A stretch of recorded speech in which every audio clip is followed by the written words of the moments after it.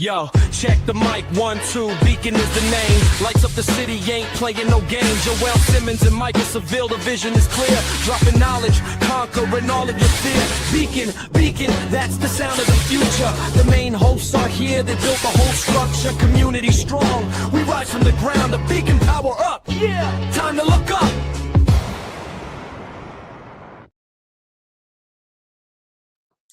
What is going on? What is going on, people? It is Community Beacon. It is March 26th, 2026. I am one of your hosts, Palm Beach Mike. I don't really like this picture. Let me see if I can open this up. And of course, on the other side of the screen, that was me giving them props. Hold on.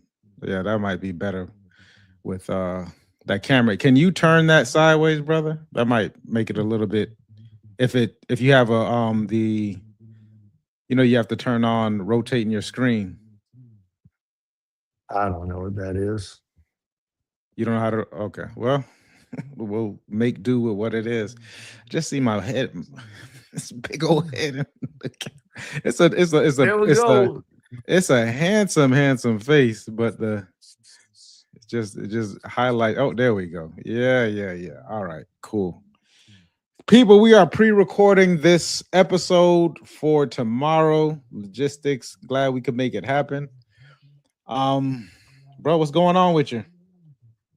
Hey, man, I'm here with Palm Beach Mike. So glad to be inside of the room right now. This is Joel Simmons, Tenacity Foundation. We're here, y'all. Little shout out to, man, have you seen the tour? Can we do the tour? Let me give you guys just a little tour, short tour. This is for Mike, really, but if y'all want to see it too, this is going to be the old lab right here. Content creation room right here. This place is dope, Mike. The electrician just walked out the door, so plenty of room, man. I don't know. My kids over there. We got a lot of work still left to do, but it goes way back here, Mike.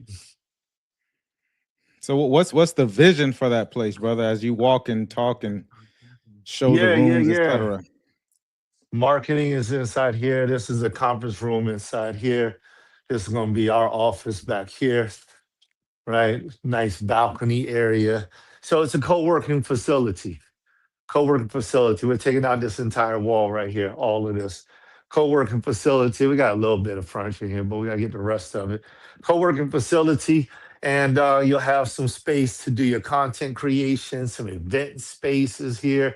We'll have a lot of entrepreneurs, a lot of people coming through here, putting on some really good things and a lot of networking events to bring people together so they can do what they do and specialize in what they specialize and collaborate and work. So it's a real exciting thing, man. It's all about developing a platform for entrepreneurs where they are able to learn by day, practice their skills by day, and then they can practice their art by night, showcase their talents by night, whatever that may look like. So it's beautiful. Let me show you one last thing, bro. What's the location? 11911 US Highway 1. And that's going to be in North Palm Beach.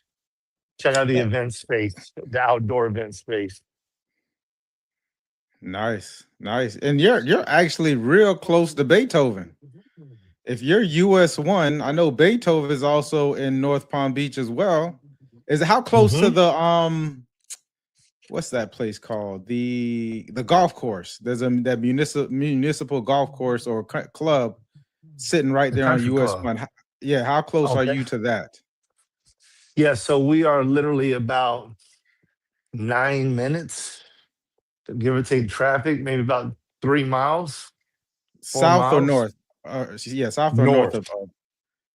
Okay, so you're really close to Gardens, actually. You're almost right there on that boundary line between Palm Beach Gardens. I'm assuming you go over the bridge. There's like a small bridge, right? And then it's I know Palm Beach. If there's anybody who knows it's Palm Beach Mike, y'all, He just, hey, listen, go ahead and just do a shout out to the best real estate agent that there is. Go ahead, go Listen, ahead, go ahead. don't call me Palm Beach Mike for no reason. Like when we start looking at that view, guys, man, I'm telling you, I almost make me want to go outside and do mines on my golf course, right? Like Come on, man. Come on, it's it's show and tell today. I wish I could if I didn't have this setup. You know, it took, man. I've been working on this setup, but we'll get to that. But man, that's definitely looks like a super awesome spot. I'm proud of the. First off, yeah. Let me do this because we don't do it enough. We don't do it. I think I'm proud of the brother. Um, lot of a lot of what people will call life, what the IRS would call life altering changes and shifts and movement and growth in the last year and a half is what I kind of will put it, where I think there was a stillness period and then there was just like a year and a half of like just really diving deep into entrepreneurship. Not even just I don't even want to. I know entrepreneurship is probably a great word for it, but there's something, the flavor of it. There's more to it than that to me. Like the flavor of what I'm kind of feeling here. And man, congrats, brother, on this, on the work that you've been putting in. I personally, I'm appreciative of the time. Uh-oh, the brother took me off the screen. Put me on the screen. I'm appreciative of the time. I kind of wanted to see your face. I want you to take your glasses off so I can look in your eye, brother. I don't know how to get myself back, man. I have no idea. Let me see. I don't know what you just did, but oh, there you go. Yeah. I got to see the brother eyes. And definitely enjoy watching the growth and the movement and just moving in the direction that is your North Star. So and you experiencing the journey. I think it's one thing for people to kind of just move from thing to thing, like it, because that's an avoidance thing, you know, for some people where they're just constantly moving and just moving because it's when you stop, you have to experience it. And I've seen you move and experience, or I would almost say like there's a stillness about the movement. It almost sounds like an oxymoron, and you would have to actually observe it and probably experience it yourself in order to kind of for that to resonate. But that's where it is, and so I see that building is coming together. I'm gonna be touring some properties. I was telling the brother. I think I don't know if I wrote that to you in the text message, but I'll be touring some properties at around after 2 or something in that area. And if I get a chance, if I get a little bit of time, maybe, and you're there anyways, I definitely wanted to stop by so I could see it in person. Just the camera is not enough for me, but and I need the VIP tour. So you know, who's there, Jonah, or is it is it Sienna? Yeah, Who's there? Here. Okay, Jonah yes, and because Ari here. Okay, so I need like the VIP tour if I get there, you know. So just, you know, the red carpets need to be rolled out. I know the building's not finished yet. I understand construction though, but you know, I need the VIP. I need a VIP tour that comes equipped with the experience that I know that you provide, Yes, and everyone else does. So, man, awesome, man. This is movement, man. Not movement. This is something. When I find the word for it, I'll let you know. But I think that's super dope, man. And then, like I said, I think Beethoven is right down the street. I'm gonna give him a call too, and see where if he's in town. But yeah, man, awesome I to think see. he's in Awesome. the Century building. Yeah, right over there. I know he's definitely like right across from the golf course. So you like you mentioned. So you're about 8 to 10 minutes north, almost in, like I said, you're almost in Gardens essentially. So that on probably right there on that borderline between where North Lake turns to Gardens, North Palm Beach, excuse me. And North Palm Beach is an awesome town. It's been crazy to see the growth in North Palm Beach. I remember when I was young driving through there, it was like a maze to me. And I think Lake Park is that way to me as well. Like Lake Park and North Palm Beach is like a maze. Like once you're in there, you if you don't know where you're going, it's an interesting place to kind of maneuver. I'm not saying where Joel is at. Joel is easy. You know, I hit North Lake straight and I get on US 1 and I just head north and, you know, his building is going to be there. I'm saying when you get inside of North Lake, but when you go inside there, like it's a I'm saying North Lake, North Palm Beach, like it's a community. Like you go in, when you get inside, and I've sold a couple of properties there, and everyone who I've sold a property to in North Palm Beach is still there 5, 6, 7, 8 years. This is not a high turnover place. So if you can get like rentals in North Palm Beach and you have a family, I think it's an awesome family place. They got some super awesome places that are on the intercoastal. So because the intercoastal runs through it as well, and there's some mansions, like there's some stuff there when you drive down North Palm Beach, you're like, whoa. And it's not, you know, and I'm talking about the places that aren't necessarily gated. They have some gated communities, and they're actually building some really nice spots. They're pretty close together, but they're pretty big over off North Lake. I forget what that community is called, but yeah. So you're right there. Yeah, you're in my area where I drive through all the time. So definitely have to come check you out, because I remember before you were looking a little bit. You were looking north. No, you were looking south. You were going south. Yeah, you were going south. And now to see you at US 1 is definitely awesome. Like I said, that view is awesome. That courtyard looks great. So a pretty dope location that you all have there. And you're on what? It looks like you're on the 3rd floor or something. 3rd floor. That's right. 3rd floor, 306. People. Top floor. I've been doing this so long, like I just eyeball stuff. Like it's just like Palm Beach Mike. That's it. Palm Beach Mike. Yeah. I didn't get the Don't try moniker to hide for no in Palm reason. Beach. Don't try to hide in Palm Beach. Yeah. Mess around and take a little video thinking you all right, and a duck go by, and he's like, oh, that's a mallard. He lands inside of that creek over there. He's only here, 3 months out of the year. He's got a family of, 18, and they flock together, so they're going to be, that person is in between this street and that street.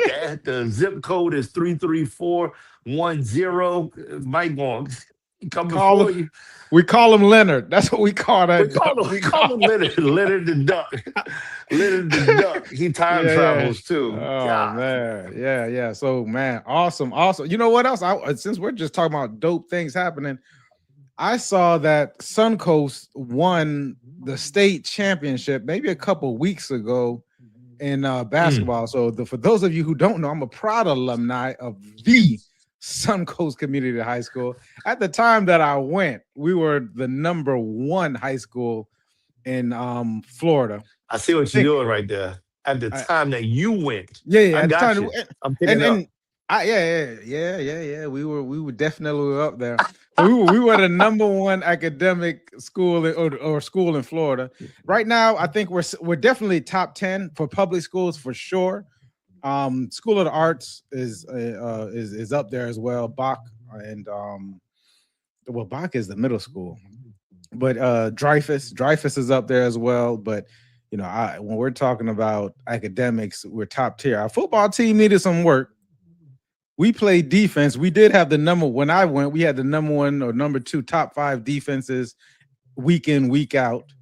Our offense definitely needed some work. Shout out to Coach Gibbs. Shout out to Devin Hester. He was also on the team. We played against some. I played against a lot during that time. A lot of people ended up Hall of Famers, man. Like when I remember when I was when I had finished college and I'm looking on NFL rosters, I'm like, wait a minute. I remember playing them. I remember this guy gave me a concussion. I had 2 concussions that year. Gosh, man. Pahokee. How you remember the concussions? You can't forget them because You you're can't out. forget the concussions. It's an out of body experience. I remember Glaze Central concussion and Pahokee concussion. Back then, we didn't really, no one took. I don't, in my mind, not like how it is now. CTE wasn't really taking that. Like now you got to go. There's protocols, etc. I remember coach was Concussion like, protocol. yeah. Now, back then, coach was like, hey, get back in Shake the it game. off. Yeah, you a sucker. You be called all kinds of names. And I can never forget that game. They say, and that was interesting because I was thinking about this earlier today. They say you practice how you play. When you when you have a concussion, it's an out-of-body experience, and your body is just performing the motions of the thing. That's how I remember. I've had plenty of games where that didn't happen. And of course, you remember the highlights, but the concussion essentially is a highlight. It's a traumatic highlight of where I remember going in the game, and I remember just my mind was just like, okay, step left, step right, move this way. Okay, you know what I mean? Like it was just the movements, and my body was just going off of what it was how we practice, the repetition, everything that we repeated. So if you practice sloppily and you got a concussion, you're gonna play that way. There's no room for I would say talent or IQ to come involved, because you're really not making decisions based on your thought process. It's more so making decisions based on what you've done before, because it just seemed like I wasn't there. And I mean, when I got hit, like it went off like a TV screen, the old tube. Yeah, it was like everything shut down, and then it comes back on. That was what happened. And I can never forget when I got hit. It was Glaze Central. I got hit, it shut off, and it went back on. And the thing in my mind, I'm telling you, this is ego, and this was super unhealthy ego at the time, and pride, was because when it was on a kickoff return, and I remember we'll point across and point at the person. Not the kickoff return. Yeah, we'll point at the person who we're gonna hit. Like, okay, I got him. And I remember the guy was like, "Oh, okay." And so we came, and I remember when we hit, my eyes closed, and all I was like, and it shut off. And then when it came back on, I was like, just don't fall, because if you fall, everybody's gonna say, "Ooh." And I opened my and it's amazing what we think about as children, right? It's like they won't say, "Ooh, gosh, man." We do it as adults too. But I looked and I saw him on the floor, and my eyes were open. I was like, and man, I started talking trash. Like, it's gonna be like that all night. Hey. That's what I was saying. Hold on, here's the joke. They kicked it out of bounds or something. Something happened to where we had to replay.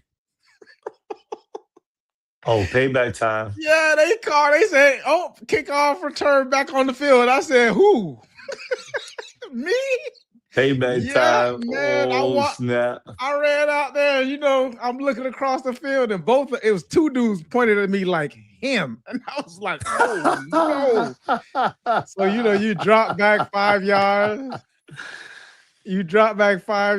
And you look, and I looked up, and two people was in my face, and I was just like, yeah, Lord, take the wheel.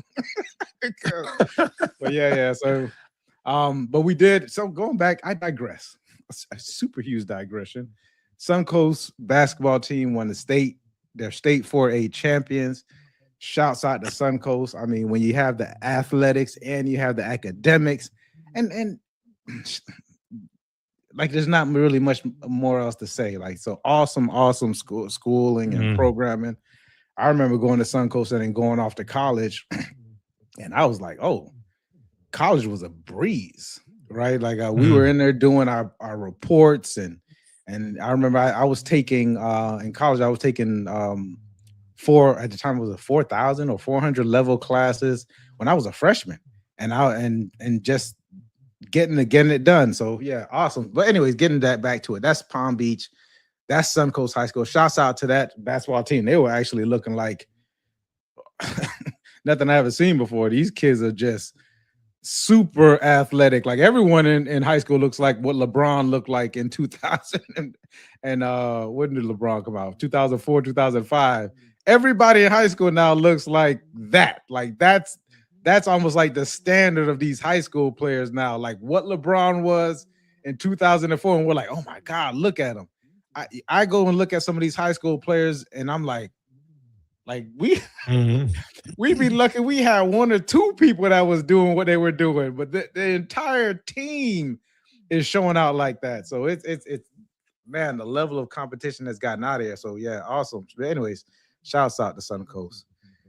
All I right. like what you said though, man. When you crack that door open about talent, and how you're like, it seemed like you said something about how it wasn't about the talent, it was about the practice. You recall saying that? Yeah. And that was part of the something I was just thinking about today, and it was actually brought up by both my coaches, honestly. So Joe Hudson used to speak about practice, business as a practice, spirituality as a practice, and parenting as a practice, like some of the things. And I was like, huh. and was thinking of it in that kind of way. But today, just riffing off of what because Steve Shull, who's my real estate coach, he used to play. He actually played for the Miami Dolphins with Don Shula. So Don Shula is one of the winningest most coach in the NFL, and so he actually went to the Super Bowl with him. And he was talking about the amount for this specifically was the amount of practice that a person. And your screen cut off, brother. I don't know if you're still there. The amount of I'm here. Yeah. Oh, I hear you. So the amount of he was saying that we often just are going. We're treating things as if it's real live game time, but there's so much to be said about the practice of it. And it was interesting because I was thinking about what are the staying on the sports theme. I remember Allen Iverson was like practice. He has this super famous interview. We talking about Practice, right? And when you look at Allen Iverson probably would be arguably one of the most talented people to play basketball. Because when you look, I mean, just because based on his size, him being 5'11", 6, I think he's there. They have him listed at 6'1". A lot of people said he's really was like 5'11", 6 foot, but I'll give him his number of 6'1", which is still pretty short on the basket to be playing basketball at that level, or is one of the shorter people to play basketball at that level and at the effectiveness that he had. And I remember him being in Georgetown, like dunking over, later on who would become Hall of Famers. I remember he played Tim Duncan, Marcus Camby, Kerry Kittles. I remember that those years that they were playing in college, there was so much, I mean, super, super talented people that would forever change the game. Those people at that time, that's when Allen Iverson was there, and he didn't only compete, but he super excelled. So it was interesting because of his talent. He was just super talented. He was talented at football too. People didn't know that, but he was super talented at football. He chose basketball to play, and had a lot of things that came up for him. And I'm glad to see his resurgence now and some of the savvy business moves he made. But I digress. Him making that statement about practice and it becoming probably one of the most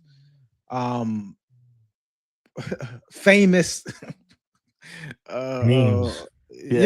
Memes or interviews that was done. He was saying, practice, here I am giving it my all, and here you all are talking about practice, and just listening to him, he was super passionate about it. And even back then I could kind of understand that, where it was like, yeah, I can understand that he's super talented.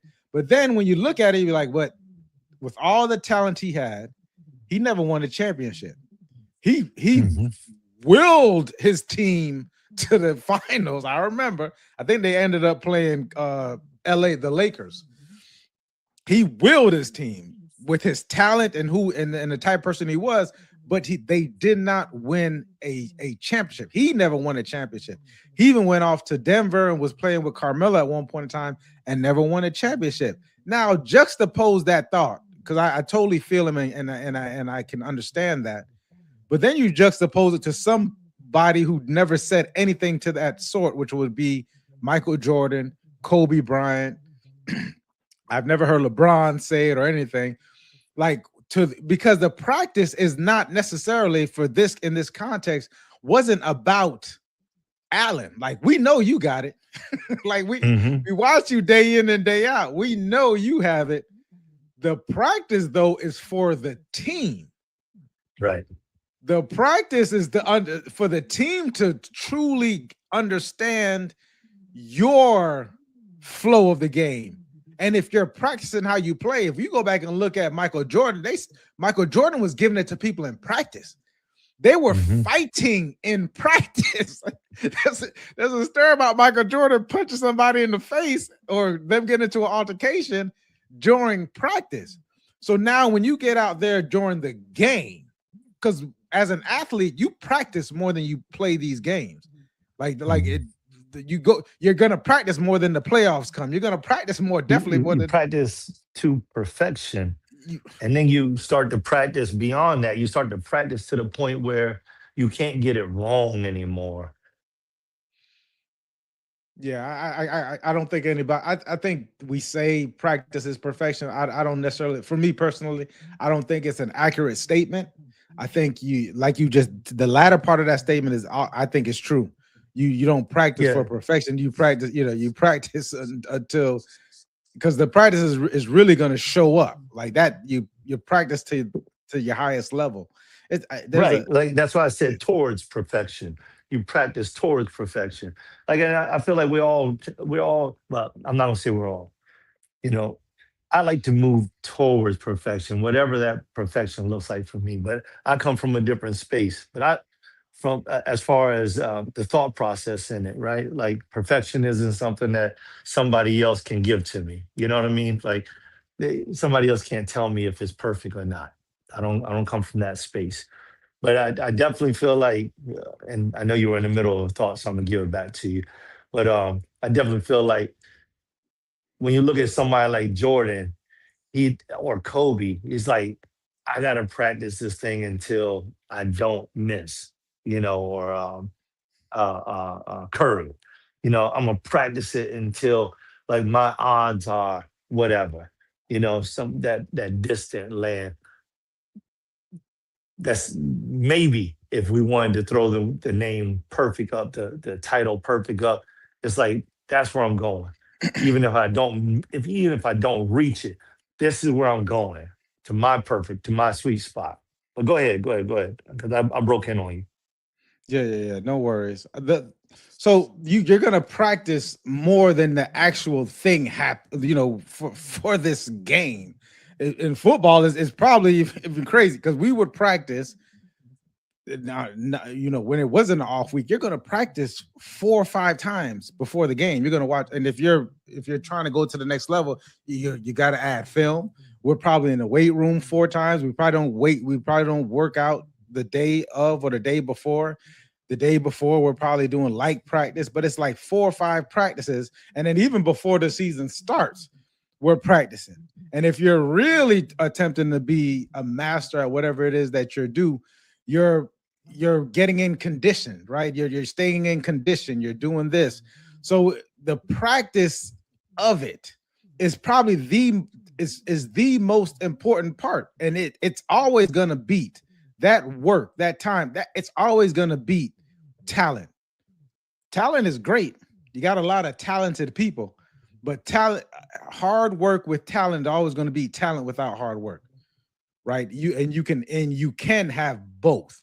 Someone like Kobe had both.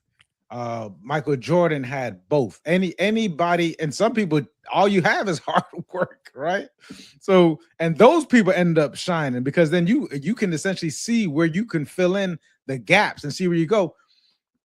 I would even look at Tom Brady. Tom Brady is not the most talented quarterback, but he is the most winningest. I'm gonna get that word right. Quarterback of all times. He can't throw the farthest. He can't throw the hardest. He definitely wasn't the quickest, right? He actually improved his speed as he aged, and there's a highlight of him right now at 48 making these throws. But he ended up being as far as I'm concerned, I don't even know how you can even argue him being the best quarterback of all time with his accolades and the results of what he did, and still at 48 operating on that kind of level. And it took all Let of me that. ask you this question, because you just said something that made me think about something. The accolades. What makes somebody like the GOAT, like the best of their class, or the best of whatever their profession is? What are the parameters that makes them that? That's pretty subjective, because you still I got agree. people. Yeah, you got people arguing over Jordan versus LeBron. Then There's then no if you go, argument there. yeah, for No the old, argument. I'm for putting yeah, that out there for all of y'all watching or listening to this. I'm pro Jordan. So whatever, right. hit me in the DM. I don't care. I'm pro I, Jordan. I would say whenever somebody says that, I'm like, well, you kind of telling your age. You know what I mean? Yeah. Because Yeah. it, Okay. because people, if you looked at it, I mean, it doesn't even matter. But you got them, then you ask like, well, what's the difference? Then you say, okay, well, what about Bill Russell, right? If we're talking about Mm, championships, Bill has what, 9 or 10 of them, right? But all right. nobody's talking about Bill, and he has 9 or 10. And he operated at a high level. People aren't talking about Wilt as much, and Wilt surely had a lot of Will Chamberlain. individual titles. Um, I think what's going to separate a lot of the arguments is the longevity of it, right? And the longevity that how long a person plays, because I would arguably, and I'd probably be wrong in 90% of the cases, but it's definitely, since it's a subjective subject, I would say I liked Barry Sanders better than Emmitt Smith. If I go back and look at Mhm. Emmitt Smith's highlights and how Well, you stirring something now. I mean, I'm just saying, and I like Emmitt Smith, his worth ethic, but he had a longer career. He had championships to back it up. So it's hard to make that statement. But when you go back and watch, or at the time I was experiencing Barry Sanders, this is probably my 10th, 11th, 12th grade year. He's made me want I wanted to play football because of Barry Sanders.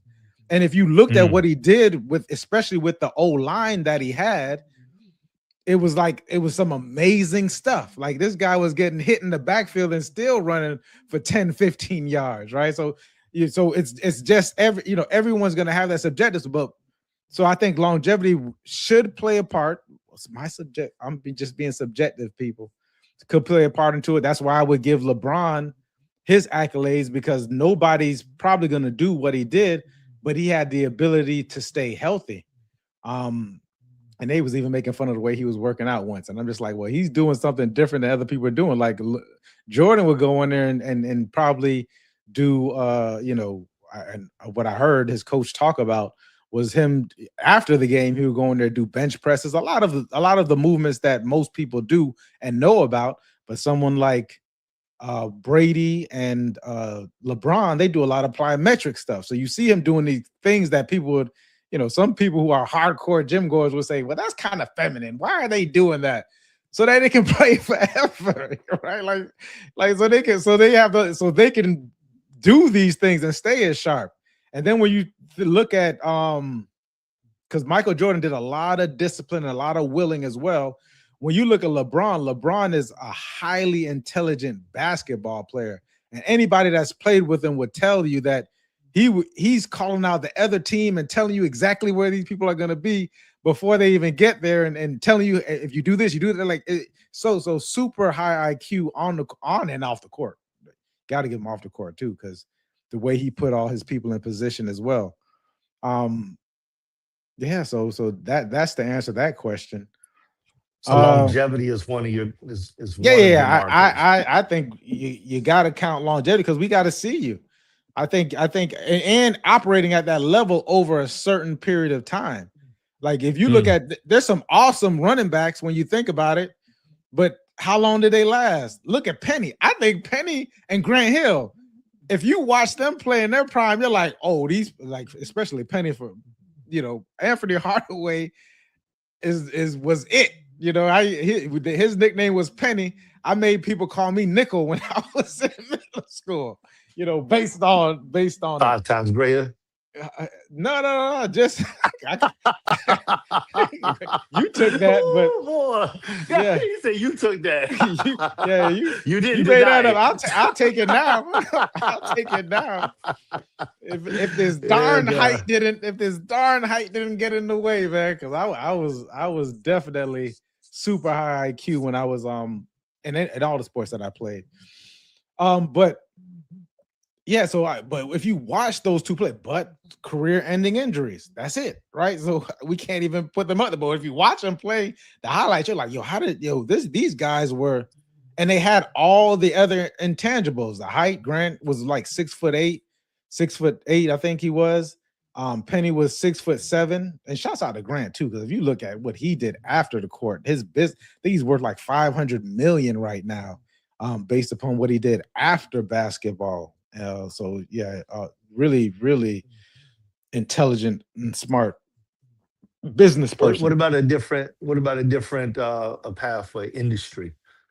You know, I don't know a lot about real estate. What about the top real estate people? Same qualifications? I think I'm gonna tell you about real. So it depends, right? And I'm always thinking about this. So the people that I admire in real estate, and a couple weeks ago, I went to my mentor's house. It's so dope to have Jim Wolf. I went to his house and spent some time with him and Sue, and we were just sitting there talking about a lot of stuff we talk about here on Community Beacon, along with real estate. And he's like, Mike, you coming to my party? I said, I'm telling everybody you're turning 90. He's like, I'm turning 89. I said, yeah, but 90 just makes it sound better. He said, okay. And he was mentioning his wife. He said, I can't believe I'm married to an 88-year-old woman. Oh, man, we were just cracking up laughing. Jim, funny, man. And Sue responds like, yeah, he can't leave me because if he left me, he's starved to death. He still doesn't know how to turn the stove on. Okay, shots fired in the house. Yeah.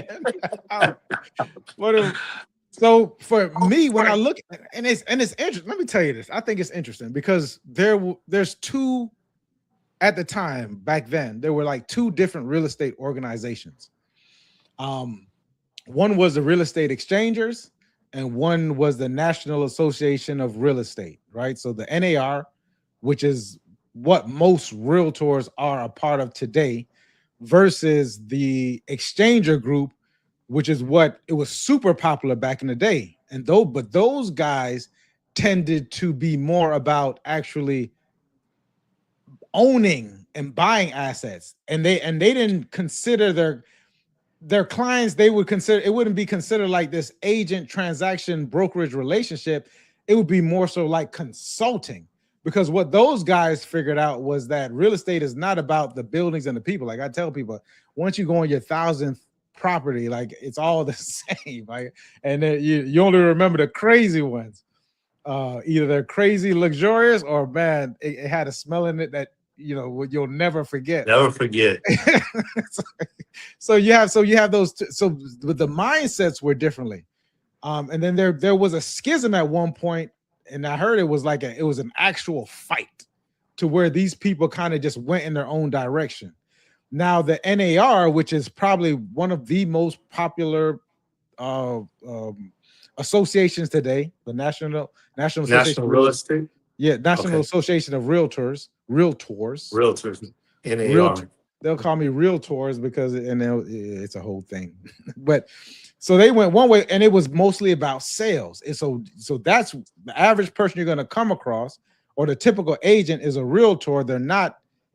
You're barely going to meet anybody, the exchangers. Now, those guys in the exchangers who believed in property and assets, and not only selling and buying and consulting and working together, like it's a real organization where you go in there, like everyone wants to come together and help each other on figuring out a certain kind of problem. So if I have someone that I'm consulting, a client, I can bring it to the exchange and say, well, this is where my client is right now with their property or the property that they're looking to invest in or look at. What are some what they call formulas? What are some ways that we can, give them the most amount of options? That way they can make up an educated decision. So you go there and you'll have, some of the most top level guys, maybe 50 or 75 of them all in a room and just brainstorming for the next 10 to 15 minutes on your client versus the realtors, which is largely transaction based. Probably I would say the great ones are more so relationship based, but typically is going to be transaction based.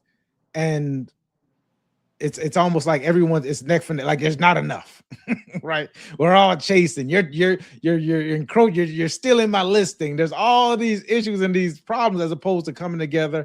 And don't get me, I don't want to make this on the whole industry. However, this is just the kind of culture that is produced. However, great marketing, great way to get in. That group ended up being bigger than the exchangers. The exchangers almost, I don't want to say it's dying out, but it's probably not as relevant as it was back in those days. But the people who stuck to the exchangers and still did, I mean, because you can be a part of both organizations like I am, these guys are kind of, to me, like to use your quote, the goats of this real estate stuff. Like I went in there with my, I don't even think I had my license yet, but I went in there knowing a little bit about real estate just from investments and flipping and property management and so on and so forth. And I always tell people I went in there with like I was getting out of elementary school, and by the time I'm really got into it for 2-3 years and going to the different conventions, I felt like I got my PhD. So now the way that I can structure deals, the way that I can kind of quote unquote, a person would say, read the room, understand the leverage points, what exactly it is that we can do. A lot of people can't do that. So to me, as far as just the high IQ, same thing I would talk about LeBron, Tom Brady, that high IQ of the business and the industry, like it's so interesting to me, right? Like the way that you get into deals. Like I got a couple of investment properties, or excuse me, I manage some investment properties, and the way that those properties were acquired was largely through creative real estate. A lot, my first home, and I didn't know it was called creative real estate at that time, was creative real estate. It was a lease to own, right? And I X amount of money went towards the rent, the lease, and then a percentage of it went towards the down payment of when it was time for me to actually own the house. But the thing about real estate is not just about the owning of the property, it's about the control. And there's a difference. Like you can own a property and not necessarily have control of the property. You can control a property and not actually own, quote unquote, own the property in a sense. So it's interesting of the ways how people can actually get into it. A lot of people do it, but to have a formula means that you can do this over and over again. And that's kind of what the exchangers do. They're figuring out what are the tried and true formulas that you can use. That's when you go to the gym, like my head will explode because he often tells me like he's forgotten more things than he remembered, right? So every now and then if you kind of jog the memory, he'll be like, oh yeah, if you could do this, do that and the third.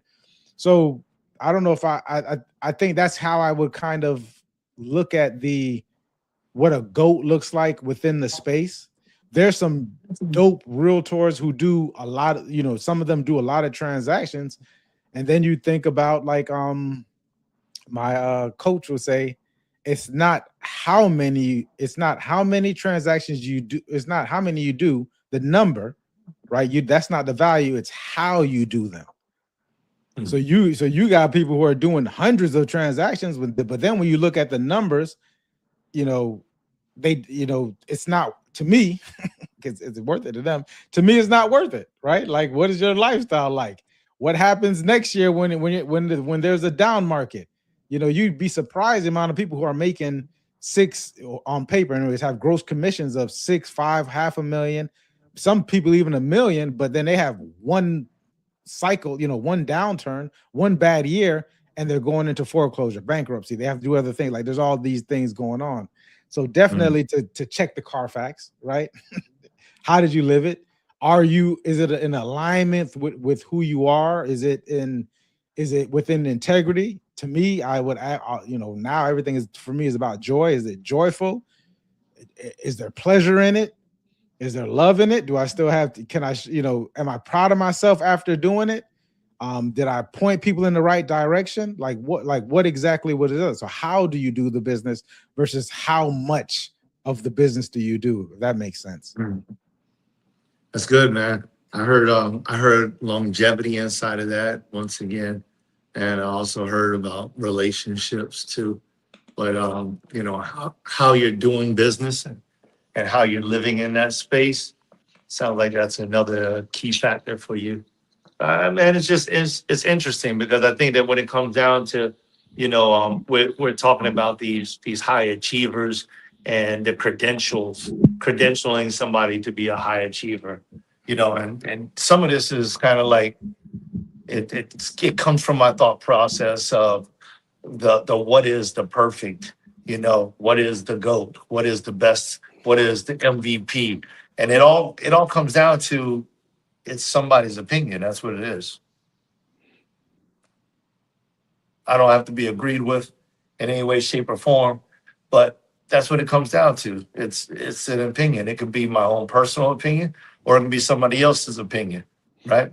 But it's an opinion because because there's no real markers that can ever shape who is that. It's like we can put these markers out and we can say, if you achieve all of these markers, then you are quote unquote the GOAT. And then or you are the greatest of all times, or that's GOAT. Sorry about that. Or you are the MVP. I was going to say you are perfect. You're perfect. So we put these markers out and I achieve these markers. And when I achieve them, they're like, oh, you completed that task perfectly. And then somebody else says, well, I don't even believe you need to do that task that way. And they just go and do it a total different way. And it comes out, quote unquote, perfect. And it's like, okay, so then what's the difference here? I think it's all these opinions, these markers, whatever we give them, especially in like a modern sense of things.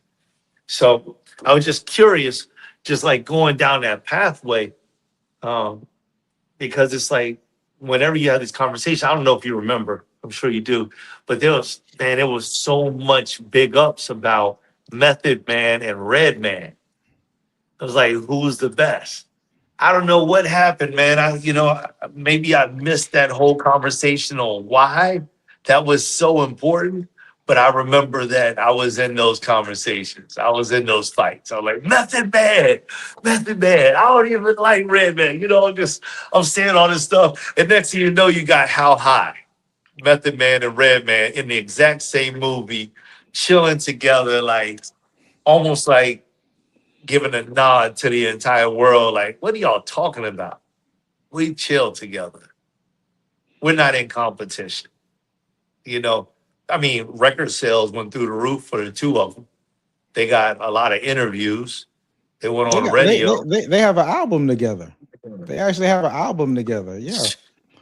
And it's just like, but for us, it was like, I don't even remember what it was that sparked the beef, but it was like that same thing that sparked the beef between, LeBron James and Michael Jordan.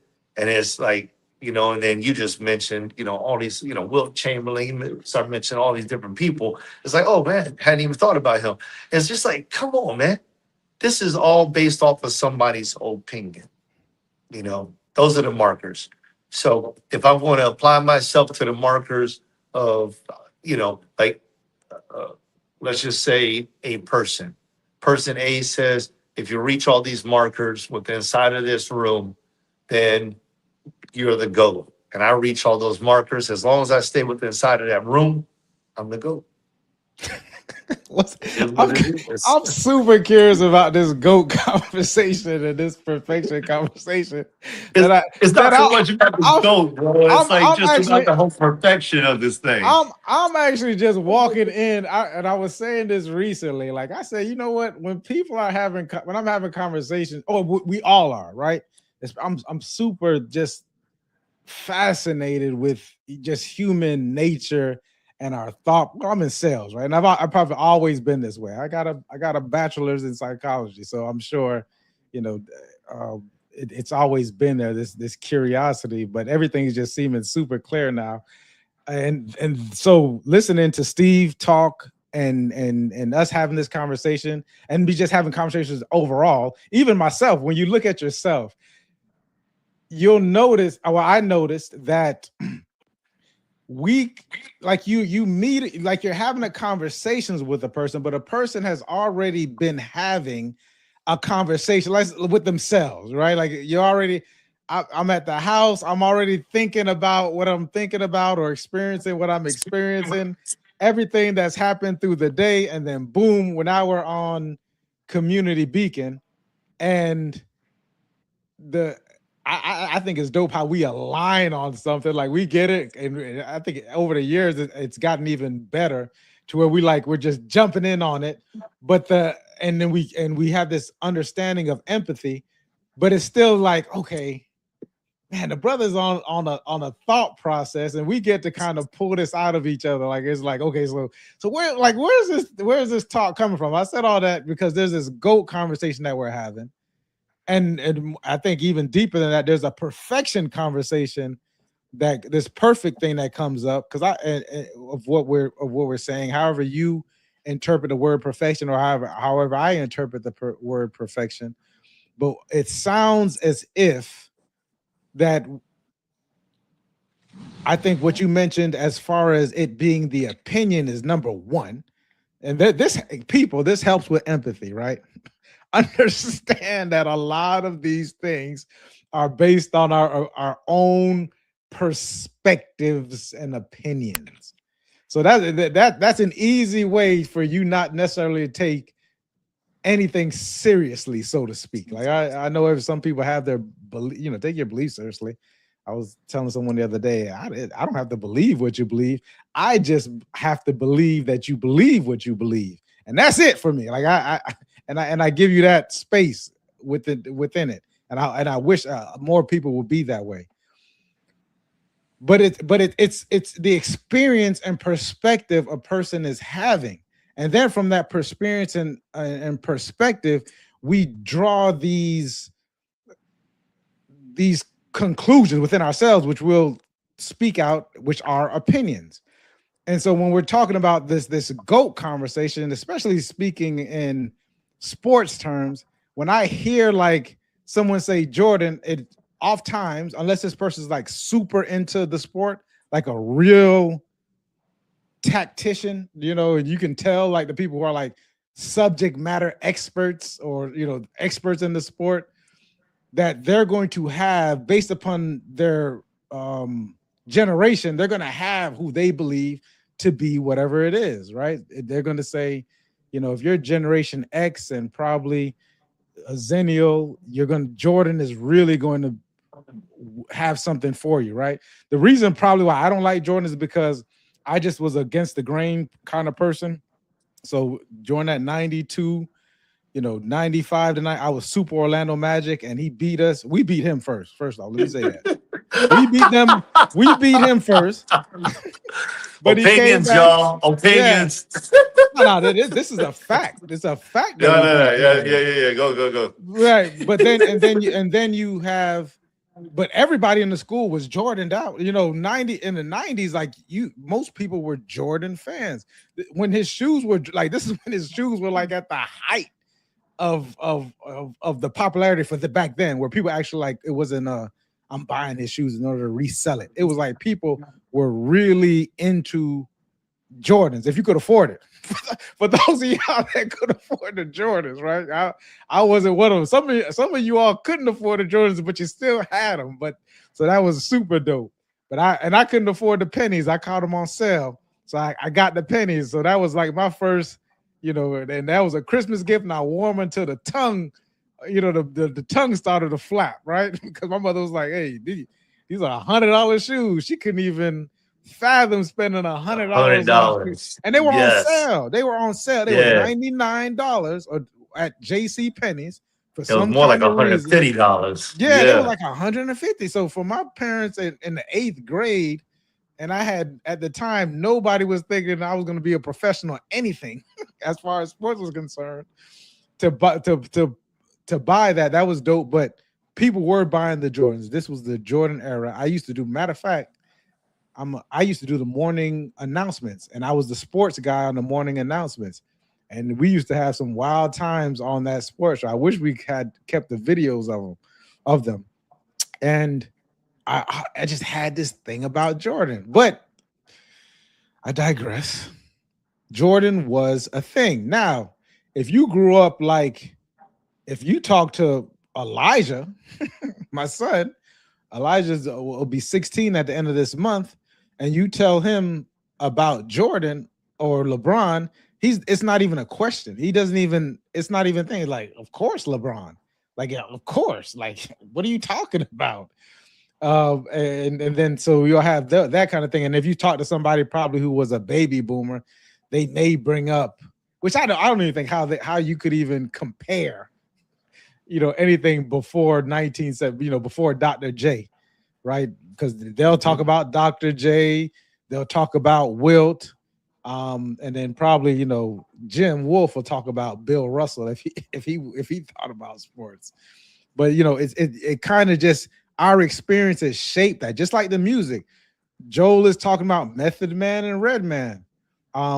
If you probably a little bit prior to that time, you could have been talking about Tupac and Biggie. Like, people don't understand how big that was, and actually drawing lines in the sand about who was the better rapper. And you mentioned something about the criteria. I think if we just went based upon certain, like, you could essentially come up with a standard, right? Because we can't compare, somebody who came off the Robert Horry, for instance, who won 6 or 7 championships, and you compare him to Shaq, who won 5.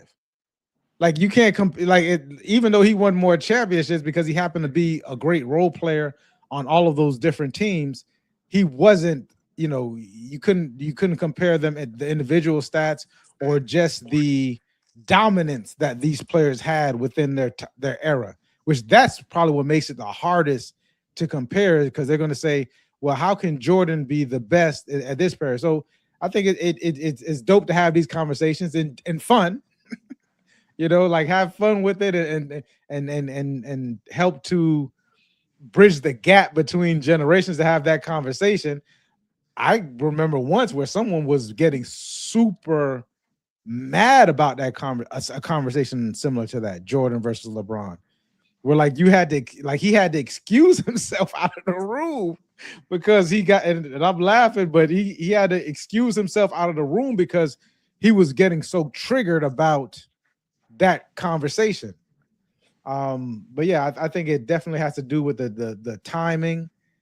Timing plays a huge role in it, in what it is, and who's determined the best of what. And so maybe that probably overall should be the conversation. Who was the best of the time? Now, can he come back and play at this time? I guess. I'm sure they'd be competitive, but to be the GOAT, I don't know. Yeah. I don't know. I like that. I think when it comes down to it, just to strip away the sports industry and just like get in at the actual conversation, communication about a right or wrong answer. I would take it all the way back to like just relationships and just something to consider, and this is going to be kind of like my closing remarks on this, but just something to consider, that when we start to formulate a lot of these things, they're not based off of, they may be based off of facts, Our opinions may be based off of facts, it may be based off of time frames, timelines, it may be based off of the knowledge that we know, but it doesn't discredit the opinion of anyone else. So when we're getting into these rooms and we're having these conversations, I love it that we keep it fun. You know, as my brother always say, keep the joy inside the room. He doesn't always say that, but he always keeps the joy inside the room by mentioning it all the time.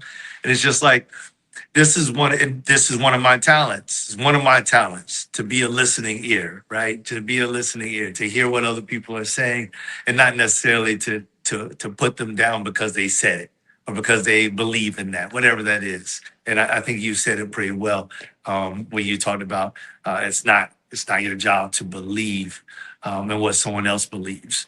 You know, I love that part. I don't think it's. I just believe that when it comes down to it, understanding that other people bring something different to the table and being able to hear whatever that is and find your space and your space in that conversation, whether you want to be in it or you don't want to be in it, whatever it is, keeping the peace, man, and just kind of like moving that thing forward because I think I might have mentioned it earlier, no matter what ground rules we apply, they stay within side of a framework. They got to stay inside of a box. The minute you go outside of that box, somebody else has applied some different type of grounds, some different type of criteria. And, especially depending on their leverage, that may make a huge difference. It may make a huge difference. If I'm inside this room and so-and-so says such and such, I'm like, oh, all right, we're all going to that level. That's it. But then I step out of this room and I'm talking with Mike. I'm like, nah. My boy Mike knows more. I've been with him for X amount of years and this, that, and the other. What do you say, Mike? Okay, now we're going to this level. And so everything that was said inside that box, throw it out the door. I don't even care what you said anymore. It doesn't even matter. Doesn't even matter. You could have been the president. I don't care. It doesn't matter anymore because I hold Mike at a higher regard, right? And so it just changes everything, And so that's why I don't care too much to get into all those different. I like it to have fun with it and everything else. But at the end of the day, man, it's about having good relationships and finding your space and finding your place, having joy inside that thing and just run with it, man. Because life is way too short to be, trapped up in a bunch of stuff that doesn't matter. Doesn't even matter. Gosh. But that's my opinion. That's my opinion. Because someone taking it super seriously. He talking to me. He's talking to me. I swear he's referring to me. Oh man, you gotta laugh at that, people. Listen, I think that's a dope way to end the conversation. Man, it was awesome to engage in it, man. But yeah, I think you all have a great rest of your week, man. We're finishing up March, man. So this time is happening, man. So time is happening. Enjoy your weekend. Enjoy whatever you got to do. Life is short, man. Add some joy to it if possible. Peace. Yo, check the mic, 1, 2, Beacon is the name. Lights up the city, ain't playing no games. Joel Simmons and Michael Seville, the vision is clear. Dropping knowledge, conquering all of your fear. Beacon, that's the sound of the future. The main hosts are here, they built the whole structure. Community strong, we rise from the ground, the beacon power up. Yeah.